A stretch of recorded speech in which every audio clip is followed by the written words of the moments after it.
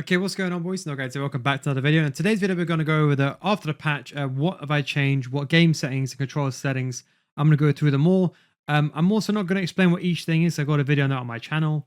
And also at the end of the video, I want to show you how you can stop your settings from changing, because I know it's still a big issue right now. So in terms of shooting assistance now, I use both because I have to teach assisted for 99% of people. And I've always said, unless you're one of those few players like in Division 4 that's comfortable on the ball, most people should be using Precision Elite Plus. To be honest, I think you're good enough with assisted. I think now with the patch, how goalkeepers are and how effective shooting is inside the box, I feel like you don't need precision anymore. But precision can be useful. If a goalkeeper is rushing out, let's say you're inside the box and your opponent's rushing out towards you, I think that's where precision, the increased ball speed, especially near post, I think that's where precision really is beneficial. So if you're asking me, I would probably stay with assisted. If you're really on that elite level, you can go with precision. But I think after the January Team of the Year patch, it's probably not needed. So that's what I would say. Keep it on assisted.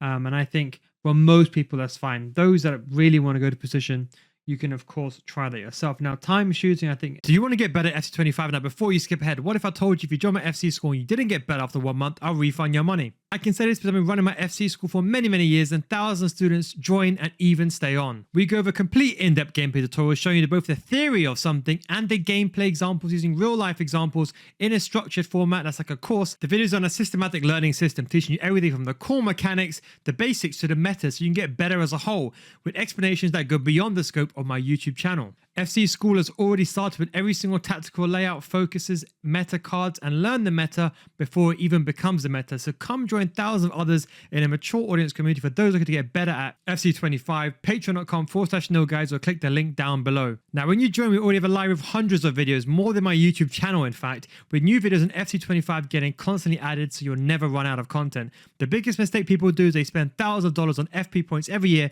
thinking this will make them better, but it won't. But now it's time for you to make that change. Don't forget, if you don't get better after 1 month, just send me a message and I'll refund your money. That's the Nil Guides guarantee. Links down below in the description, patreon.com/nilguides. Time shooting, I think, is a must.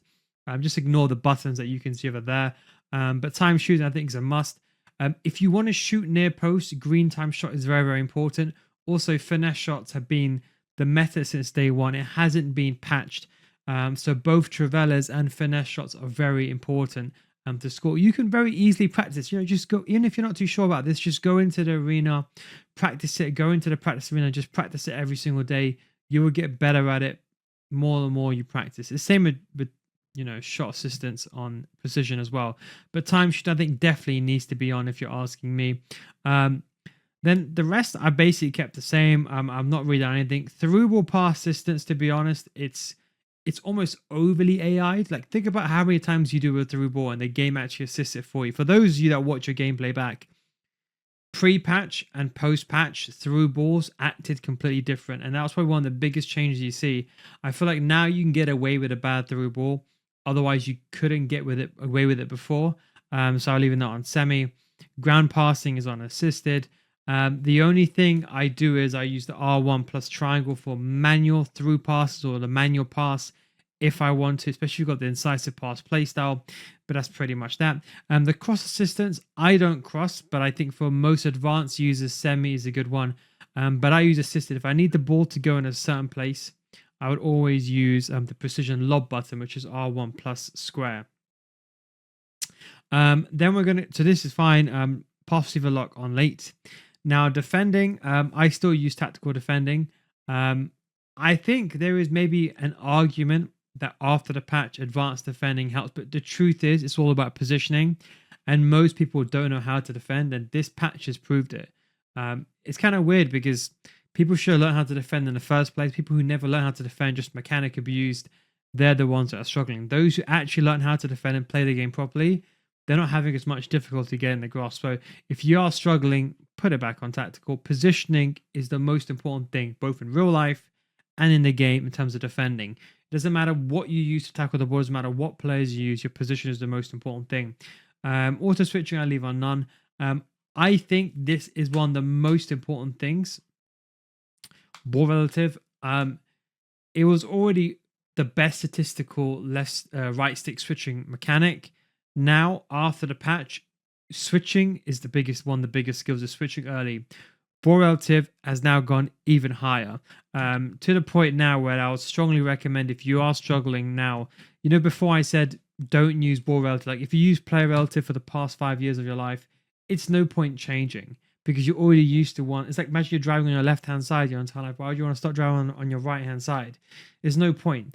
But now there's argument, honestly, at this point, if you're really strong with switching, ball relative. Because when I'm inside the box, and normally times I'm using L1 or LB to switch, but if I have to use the right stick switch, 99.99% of the time, it's always correct. And if it is a mistake, it's either my error or sometimes maybe you could argue at 50%, but with player relative, it can be up to 50% chance it could fail, or 70%. I'll say 70, but there's almost no failure with ball relative. Right sticking, bloody hell, right stick switching sensitivity, either on 6. You have to fine tune this. Think of it like a seat in your car. I've got long legs. I might sit further back. You might sit further in front. I think 6 is a good place to start with. Then you can always adjust it back and forward. But I leave it on 6. Reaction time calibration. Turn this garbage off. For some reason, I don't know if anyone else having the same issue, but this keeps turning on for me. I don't know why. After the patch, I don't know. For some reason, it keeps turning on. Make sure that's on off. Player lock, I think before the patch it was kind of needed, kind of like a must-have.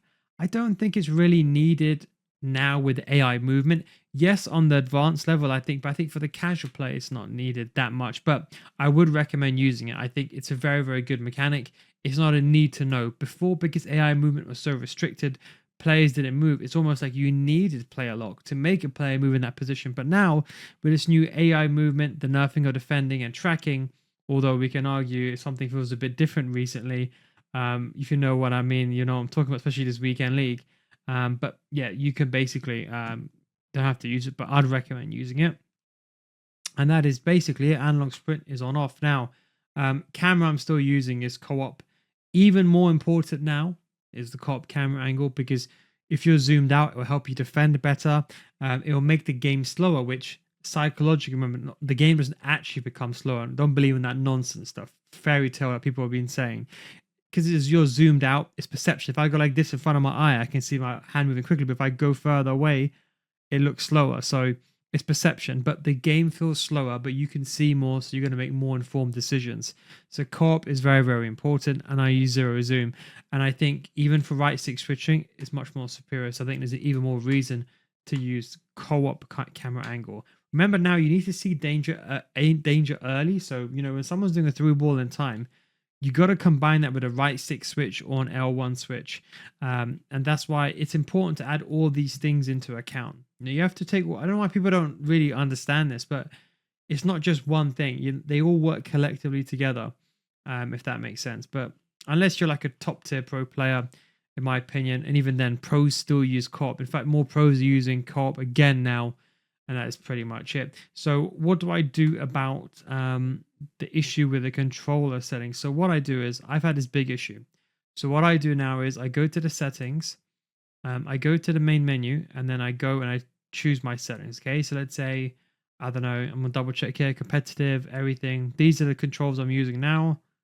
Late, tactical defending, player lock. And then once I'm done, I press circle. Then I go to customize controls. Now I'm using classic ISS controls. Don't worry. I back out of this. And then what I do is I go here to profile. So go back into profile. And then go to save FC25 profile. Once you've done that, close the application, load it again, and it should be fixed. That would be the biggest. Otherwise, you could load the profile. That's what's currently been working for me. But okay, guys, hope you enjoyed this video. Hope this kind of helped, and hope that kind of cleared things up. Let's see. Let me know what kind of videos you want to see as well. I mean, I know you guys want the tactics reviews back. I kind of want to bring them back as well, to be honest, like reviewing on people's tactics, because before the patch, the reason why I didn't make it, because there wasn't that much to review. All the tactics were the same. They were just boring and sad because everything was just the same. But now with tactics a bit more different, a lot of variations have opened up. I may start reviewing tactics. Let me know down below if you want me to start doing that. That's what you don't forget. If you want to get better FC, come to my Patreon, patreon.com/noguy, links down in the description. Thanks for watching. Take it easy. And of course, as usual, catch you next time. Peace.